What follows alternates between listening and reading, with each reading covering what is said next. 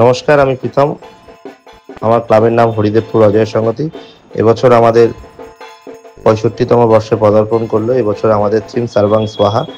মূলত মহিলা শ্রমিকদের নিয়ে আমাদের এবছর মণ্ডপ ভাবনা গড়ে উঠছে। আমাদের এবছরের শিল্পী অমর সরকার, প্রতিমা শিল্পী অভিষেক ভট্টাচার্য এবং থিম মিউজিক করছে তীর্থ ভট্টাচার্য এবং আলোক শিল্পী পিবি চাকি।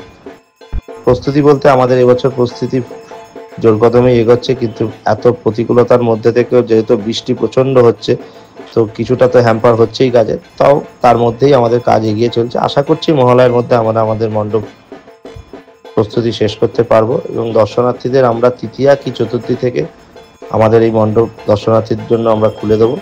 এবং আমাদের এই মণ্ডপে আসার রুট তো মোটামুটি সবারই জানা।